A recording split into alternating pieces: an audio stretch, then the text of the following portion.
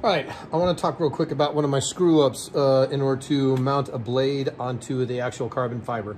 I had taken blocks of wood, just like this, and found my centers, turned them, actually came through, figured out what my tapers I wanted to be, how much was in the actual carbon fiber tube, and then I got to realizing I needed to be able to cut.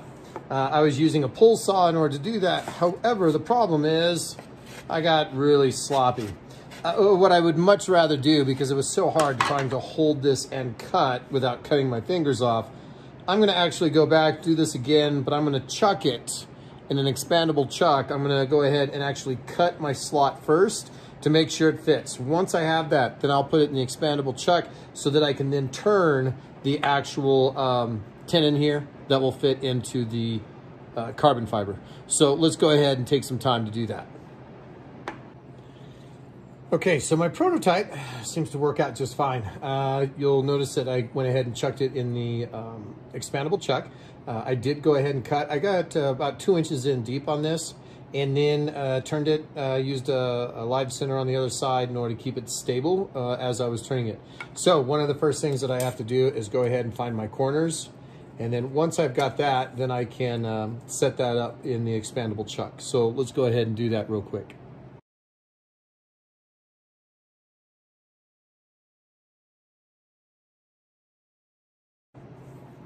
All right, so real quick, I want to go across the glue joint as I make my cut into it.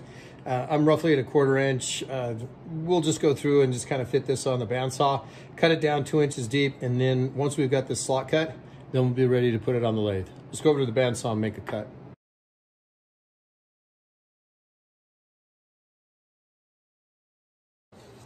All right, so I've got the slot.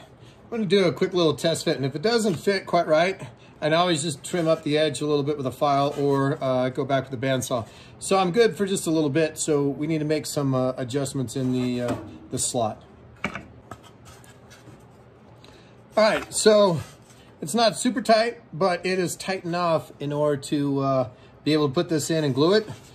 So now let's chuck it up and turn down our spots so that we're able to actually get this into the carbon fiber tube.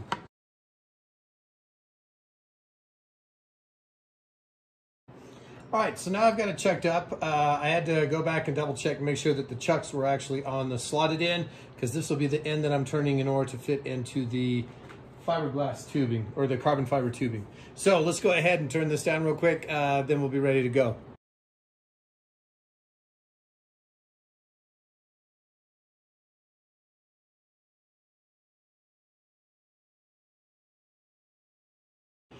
All right, so now that I've done the one piece, I need to go back and double check. I am just slightly over 1 inch, just by a few thousandths in terms of this. But then I can set this up and see where am I going to be in terms of length, which should be just fine. I'm definitely too large in the tenon here, so I'll just continue to work on that. About 1/8 of an inch off, and then I'll start using my caliper to check. So I've got my piece of carbon fiber. I'll go ahead and move the tailstock out of the way, and yeah, it's not quite there. Especially with that knot, I won't have much flexibility in the wood, so I'm gonna have to make sure that it is just nice and smooth. So let's take that down just a little bit more.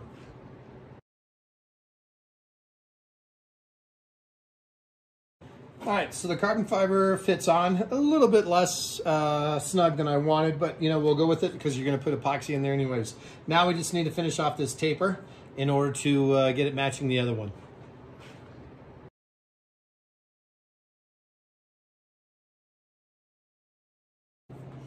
All right, so real quick, we've got the pieces on and they seem to be fair. This one might be just a little bit loose, but once we get the glue in there, that'll be fine. One of the things I need to do is, since I epoxied these, I need to sand this area down so that the wood glue, or I can use the actual epoxy as a binding agent as well. However I want to do it, I want to scratch this up a little bit, this area up just a little bit more. I will go through and sand the rest of this, and then we're going to put some fiberglass cloth on it. We'll have to taper this down first because we want the cloth to come up over the joint here as well. So those are some of the things that we're going to work on right now.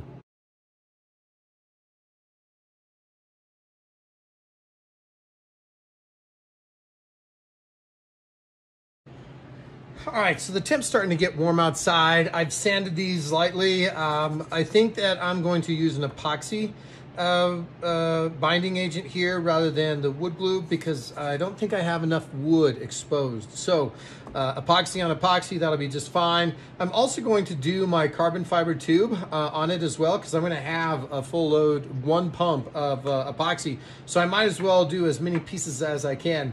However, I'm not going to do my middle insert because I still need to cut these to length.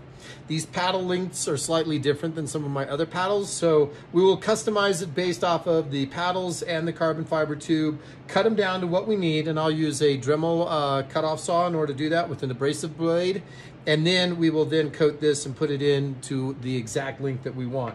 So let's go ahead and put these together.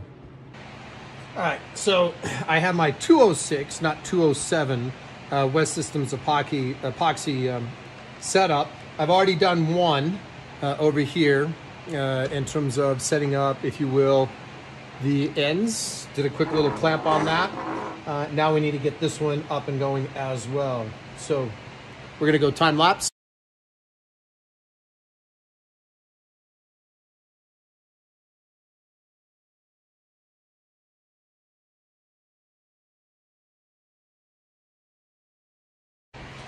All right, we're gonna let this sit for just a few minutes and then I'm gonna keep track of my mixture here. I can feel a little bit of heat. We're 80 degrees in the barn, so I'm worried about it getting a little bit thick. Once it starts to thicken up, I'm gonna go ahead and pop the carbon fiber tubing on, and then we'll let it set for a few hours. All right, so I'm still keeping track of my epoxy.